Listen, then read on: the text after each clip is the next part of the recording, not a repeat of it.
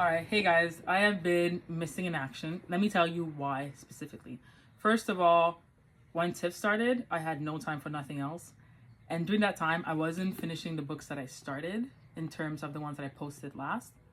But I was still reading. I was in the deep trenches of Wattpad. Megaverse, I'm pretty sure, but also a lot of like historical fiction. Okay. So in this book, there are two twin sisters. One is Chloe and one is Julie. They were separated after their parents died. So Chloe went to this white rich family and Julie instead went to her aunt, who is abusive, very strict, and clearly has some sort of like jealousy issue that she never resolved with her sister who has passed away. So Julie grows up unloved, unheard, and borderline bullied. She and her sister don't really see each other until her sister walks into her store filming a video, because her sister is an influencer, mind you, filming a video saying like, oh, like seeing her twin, buying her twin a house. She buys her a house, takes her there, gets an emotional reaction out of her, which she films for YouTube, and then deserts her, just completely leaves their life, and they never really speak again until one evening when she calls her sister, and she sounds super weird on the phone. Her sister is kind of confused, but ultimately she's worried. So she ends up going to New York to go and check in on her sister.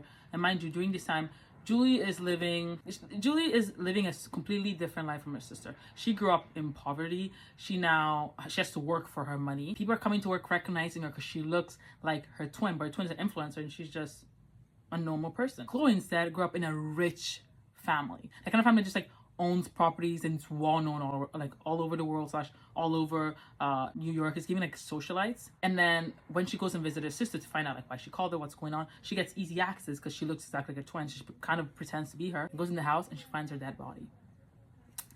She has, well, for any regular person, she only has like one choice, but she has actually two choices to make at this point. Her sister died, or she, as in Julie, died. And now she gets to live the life of her sister, who from our perspective and Julie's perspective is living the perfect life. She has tons of followers. She has a group of cool friends. She has money and her family is rich and a lot of sponsorships and deals. So guess what she does? She takes over her sister's life. And the beauty about this book, in my opinion, is how insidious her thoughts are, how obsessive and how relatable in their obsessiveness. And because she's so openly, at least to us, we're reading the book, we're reading through her thoughts and we can see how consumed she is by envy and jealousy and pain, we feel for her. Do I relate to her? No. But do I understand how she became who she is? Yes. And that's what makes it so hard to put it down. Because once I got past, once I got past page 20, I was just in. I read this much in the span of maybe like an hour and a half. So right now I'm at chapter 34, so page 148. Literally in the span of like an hour and a half. Just really, really good. So right now so as far as I'm in the story, she's on a trip with the Belladonnas. And the Belladonnas are a bunch of influencers who are well known on the internet. And they were named by, I think, a subreddit because the belladonna is a venomous flower or a poisonous flower. So because of that, you can't help but think that this friend group is not what it seems, and it's not. And it's not. And the beauty of it is that it breaks down influencing in such a way that you can't help but just scroll, through your feed and wonder which influencers are like this, because they do reference some real life like incidents or similar. Like for example, there was an influencer that's really well known who went to what was it? She adopted, it was Italian. She adopted a kid who had Down syndrome, right? And she documented all that and then returned him. And then like after returning the kid, just documented how like she didn't have the capacity or wasn't able to properly care for him, and then adopted another girl again from a quote unquote foreign country who was quote unquote normal, and now makes content about that. And then there is another like the influencers, when they talk to each other, they just kind of parrot each other, like, oh, I love your dress is so gorgeous, yes, I would have loved that dress, oh my gosh. it's so stunning on you. And then there's a conversation where, of course, they're complaining about how hard it is to be an influencer and how nobody gets it, nobody understands. For her sister's funeral, right, where she gets her cremated, she doesn't want nobody else to know that her sister didn't die by a overdose, because she lies and says, oh, her sister died by overdose, so they don't really do an autopsy, because then they might figure out that she took over her sister's life. She gets a sponsorship with BetterHelp, so that when she's spreading the ashes, she just tells people, if you're going through a hard time, just like, here's a code, a discount code to get therapy from BetterHelp. She became the thing that she watched. And I can't even say the thing that she judged, because she didn't judge it, she was envious. And most of us are envious. And then she talks about how people are like picking on her, or like people are criticizing her. And she kind of just hates him for criticizing her, because she's saying, if you had what I had right now, you would not be criticizing me. You just don't understand. You just don't know. And then eventually she starts complaining about things. You're like, girl, like, you sound kind of spoiled. Like, you're letting this get to your head. But she's still grounded enough where we relate to her. So the part where I stopped is where she's gone on the yearly trip where the belladonnas, I think it's like 8 women, leave and go to a remote place for a week. And nobody knows about this trip. Like, nobody knows the details. They figured out that, oh, during this time, they don't post anything new. Everything that you see is things that they pre-recorded. So there's nothing new, just pre-recorded videos. And they figured out, like, oh, all of these big influencers are doing this. So they must be going somewhere together where they don't record or post anything. But for some reason, I think that something sinister happens there. And you think this is it? This is not all. There's so much more. Her aunt looks at videos online and realizes that Julie is alive and stole her sister's life. So her aunt is blackmailing her.